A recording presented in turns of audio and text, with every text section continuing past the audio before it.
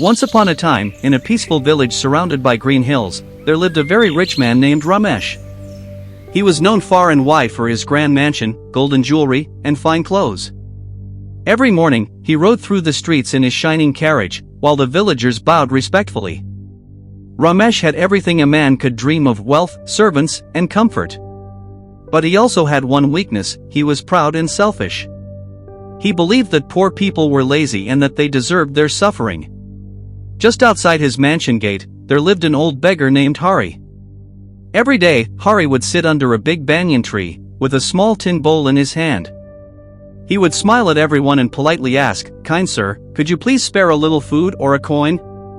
Most people ignored him. Some would drop a few coins, while others turned their faces away. Ramesh, however, would always walk past without even looking at him. One day, when Hari asked gently for help, Ramesh stopped and said, "Why don't you work instead of sitting here all day? Go earn your bread like honest men do." Hari smiled sadly and replied, "Sir, I wish I could. But my legs have grown weak, and I have no family to help me." Ramesh shook his head and walked away proudly. Days passed. Then one evening, a heavy storm struck the village. The wind howled, the rain poured, and thunder shook the sky.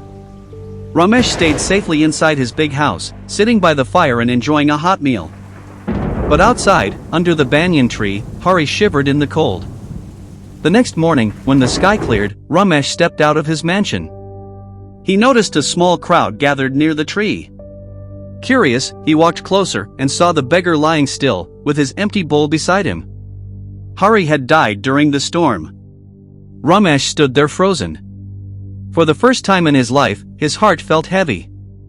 The image of the old man's smile haunted him all day. He realized that his pride had blinded him to another man's suffering. That night, Ramesh couldn't eat or sleep.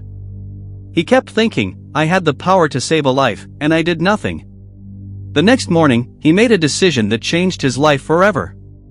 He began using his wealth to help others. He built a small shelter for the poor, where people could rest and eat. He opened a school for orphan children.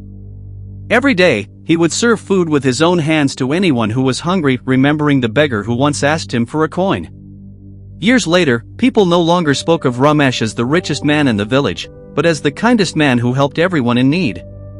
Moral: money may build a house, but kindness builds a home in people's hearts. True wealth is not counted in gold and silver, it is measured in compassion and generosity.